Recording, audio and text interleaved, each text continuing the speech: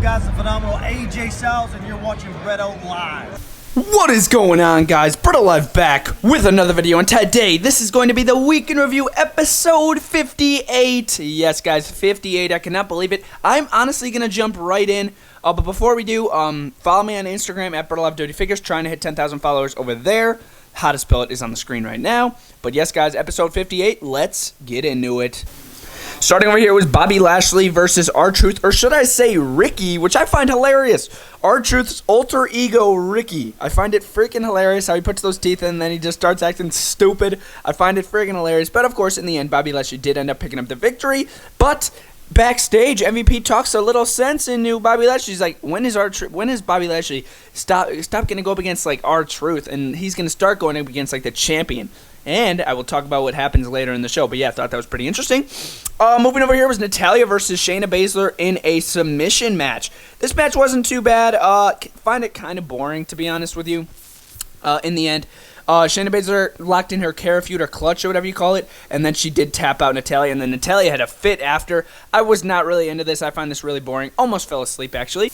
Moving over here, it was a episode of the Kevin Owens Show with special guests Andrade, Angel Garza, and Austin Theory. And in the end, Andrade and Angel Garza turned on Austin Theory, and they left him in a twisted heap on the outside. Can you believe that? And then it led to a match, because they started going after Kevin Owens. It led to a match between Apollo Crews and Kevin Owens versus Andrade and Angel Garza. And in the end, Apollo Crews hit that pretty cool powerbomb that he does to Angel Garza, to Angel Garza, of course, that Apollo Crews does. And then he put him away, 1, 2, 3, and then they won. And then after the match, Andrade and Angel Garza turned on Austin Theory, and they left him in a twisted heap on the outside after the match. I forgot to say that. But yeah, that was pretty interesting. Kevin Owens is back coming in at Raw. Love that. Not really I don't really know how I feel about them bringing him up with Apollo Crews. But, yeah, I think that's just a one-time thing. But yeah, moving on. It was Alexa Bliss and Nikki Cross versus the Iconics for the Women's Tag Team Championships. Pretty interesting match. In the end, believe it or not, Peyton Royce wasn't the legal man in the ring, and she kept on sending Alexa Bliss into the steel post. She sent her into the post 3 times, and then 2 times, and then the ref's like, if you do it one more time, I'm ringing the bell. And then she does it again, and boom, boom, boom, ding, ding, ding, there goes the bell.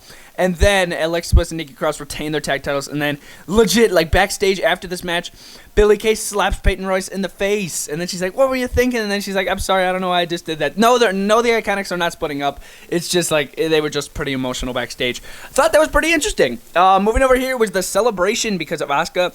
And she is the brand new Raw Women's Champion, of course, because of last week. And Nia Jax tried to interrupt it, but it did not end well for Nia Jax. Asuka actually took her out and then got her out of the ring. And Nia Jax wasn't able to trash the party. But backstage, Nia Jax actually took out Kairi Sane, and then yeah, it was just an all-out brawl. And then she tried to take out Asuka, but then Asuka got the upper hand. Pretty interesting.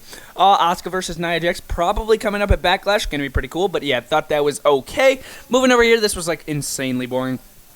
Ruby Riott versus Charlotte 1-on-1. Thought it was really boring. In the end, Charlotte submitted her with a figure 8. Moving over here, it was Edge answering the challenge for Randy Orton. Of course, Randy Orton challenging him to a wrestling match. Very different to a no disqualification match.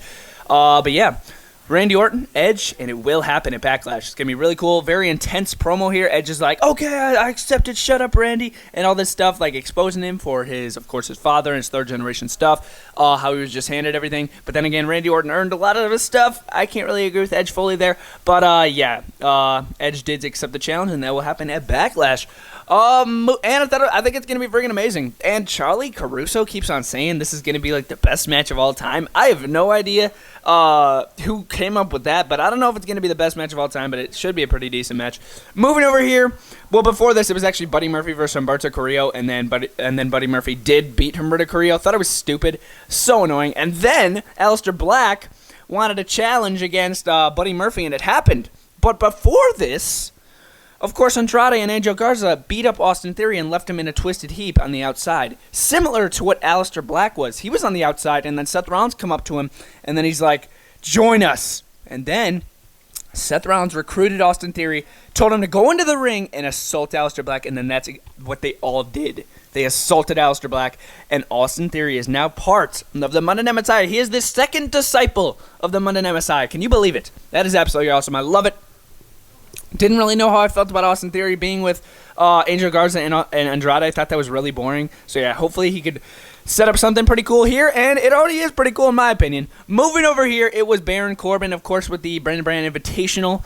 Whoever the heck came up with that, I think it's so stupid. They've been doing it with the women, like bringing them brand to brand for like so many times with those women's tag titles, so this is like nothing new to me. But yes, Baron Corbin, Drew McIntyre main event, Brand Invitational right here. And in the end, this match was pretty decent, to be honest with you.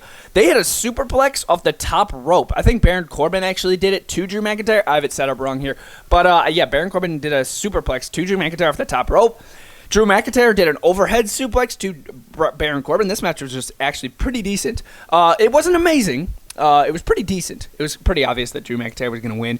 But yeah, in the end, Drew McIntyre did win with a Claymore fit for a king. And of course, during this match, Bobby Lashley, who was talked sense into by MVP to come out here and watch this match, was watching this match with MVP. Very interesting. So definitely, you could probably almost for sure predict that it will be Drew McIntyre versus Bobby Lashley at Backlash for the title, which I think is going to be pretty cool. So without further ado, let's jump right into Smackdown. Continuing the week in review here with Smackdown, we're going to jump right in. Smackdown wasn't too bad. I wouldn't say it was amazing, but then again, it wasn't too bad. It had really good potential, a lot of good matches scheduled for the Smackdown, but do I think they lived up to the hype?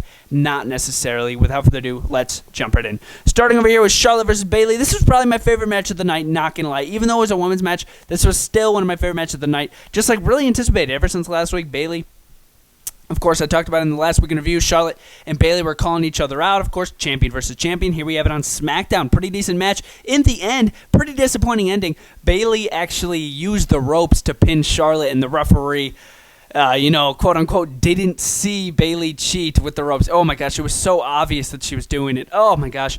But yeah, in the end, Bayley did cheat. And before this match, Bayley's actually like, yo, Sasha, I don't need your help. Please don't come out there with me. I want to prove to everybody at home. I want to prove to everybody that I could beat Charlotte on my own without you on ringside. And Sasha Banks did get a little offended by that. But then again, in the end, they are still best friends. After the match, they hugged it out. Moving over here, it was Jeff Hardy versus Sheamus in the main event. Of course, a Intercontinental Championship qualifiers match. Not a half bad match for the main event here. In the end, Jeff Hardy actually beat Sheamus. I thought Sheamus was gonna pull out the victory because they are trying to push him because, of course, like his, well, not necessarily new look, but of course his updated look with the hair and everything. I thought it was pretty interesting to see Jeff Hardy win. He did win with a roll-up, so that didn't really necessarily make Sheamus look really bad. I'm glad that they did the roll-up pin, because, as I said, Sheamus isn't really looking bad in this loss. But yeah, it is going to be pretty cool to see if Jeff Hardy could beat Daniel Bryan to move on to maybe face AJ Styles or Elias. It's going to be pretty cool to see what happens there. But yeah, I thought that was okay. Moving over here was Dolph Ziggler and Sonya Deville versus Otis. And we finally are including Otis in the Weekend Reviews. He has made his debut in the Weekend Review video. Look at that. Brand new part of Elite 76. Ringside Collectibles. Discount code live. We'll save 10% over there. But yes, Otis and Mandy Rose versus Dolph Ziggler and Sonya Deville. One of the most disappointing matches of the night. I thought this one had so much potential. I'm like, oh my gosh, I'm so excited for this one. And in the end, it was boring, you know. It was, in the end, Sonya Deville pinned Mandy Rose with I think she hit it with like a knee strike or something. I'm like, oh, this was lame. And 1, 2, 3, Sonya Deville and Dolph Ziggler win. And then Otis goes in the ring, checks on Mandy Rose, and then here comes this scumbag, Dolph Ziggler, with a super kick to Otis's face. Well, he's checking on Mandy Rose. Are you kidding me right here? Are you kidding me right now? That's absolutely insane. Couldn't believe it. But yeah, I guess it was all right. The little insult to injury at the end from Dolph Ziggler was kind of lame. But then again, this entire match and everything was about it was pretty lame. Even though it had so much potential. I really thought it was going to be really good. I just thought it was kind of disappointing at the end. Moving over here, AJ Styles, Shinsuke Nakamura. I was so excited for this match. Did it live up to the hype? I thought it was pretty decent. I thought this match was pretty decent, nowhere near as good as the WrestleMania 34 match. But and the commentator, Michael Cole, actually said during this match, he said, yes, AJ Styles has been traded to SmackDown. I'm like, wait, did I just hear that right? And yes, I did.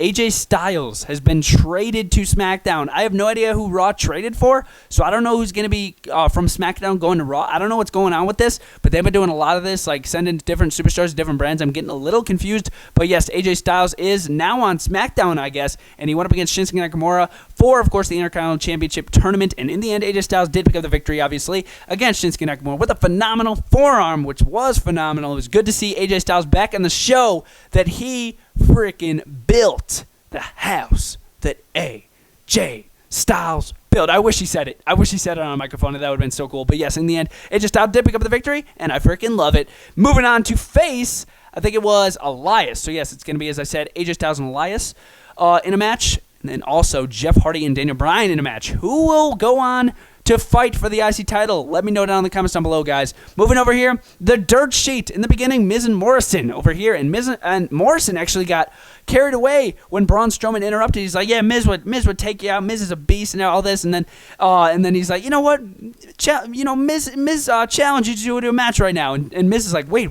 Joe Morrison, what are you doing?" And then it was Miz versus Braun Strowman, all because of John Morrison. This was absolutely awesome. Morrison did. He did, do over Miz a little more than Miz probably wanted. But yes, Braun Strowman did take out the Miz with the running power slam. I'm really surprised we haven't seen no Bray Wyatt ever since Money in the Bank. Very confused by that we haven't seen Bray Wyatt since. Very interesting. I really hope that they renew the rivalry between Braun Strowman and Bray Wyatt. But yes, in the end of this match, Braun Strowman did pick up the victory. And then Miz and Morrison did challenge Braun Strowman to a 2-on-1 handicap match at Backlash, which I'm kind of disappointed by. I wish it was The Fiend versus Braun Strowman a rematch. But yes, that match is going to be happening. A 2-on-1 handicap match with Braun Strowman, Miz and Morrison for the Universal Championship. But pretty interesting. But yes, guys, in the end, SmackDown wasn't too bad. If I were to rate Raw this week, I would give Raw a solid 7 out of 10. I would give SmackDown a 6. A lot of disappointing stuff, in my opinion. Let me know what you guys thought down in the comments down below. Really, if you guys enjoyed this week in review, see you guys next time. BrettO Live. Out.